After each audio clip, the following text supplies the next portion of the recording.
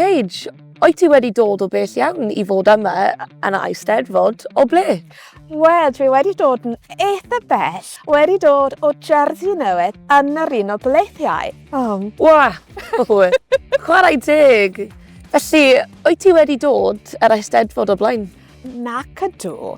Dwi yma am y tro cyntaf, dim ond wedi gwylio ar S4C o'r blaen. Mae'n amazing, mae'n hollol fendigedig bod yma yn y cnawd. Dwi yma o fore gwyn, tan nos, ac yma am yr wythnos os. Gwych, dwi'n caru hwn. So, beth sydd mor arbennig am yr Eisteddfod? Wel, mae rhaid I fi ddweud, mae cymaint o fy hoff bandiau yn yr un lle gallai gerdded o glywed Guy Toms I glywed Lo-Fi Jones a Fri ac Hynefin. A hefyd, wel, pan dwi yng Nghymru, mae gen i'r gyfle I siarad Gymraeg gyda ffleraill yn y cnawd yn lle'r bocsys bach ar Zoom. Dwi just dwlu ar hynny. Mae'n amazing. Ydy hi anodd I dysgu iaith o ben draw byd?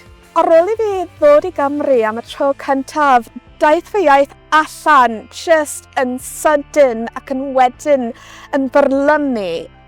Ac erbyn hyn, dwi'n codi yn gynnar am hanner wedi 4 mwyn gwneud dosbarthiadau neu boreau coffi ac ati. Ac mae gen I gymaint o ffrindiau draw fan hyn yng Nghymru. Dwi'n diwlu ar pob cyfle I siarad gyda nhw a gan siarad gyda ffrindiau ac yn mwynhau. Dwi'n dysgu mwy a mwy. Oes gen ti'n cyngor I rywun pwy sy'n dysgu? Wel, baswn i'n dweud bod hi'n bwysig I wastad trio pethau newydd.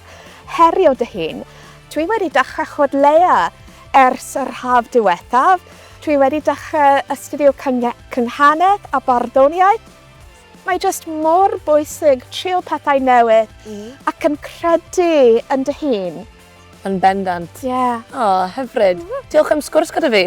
Croeso, diolch I ti. Diolch yn fawr.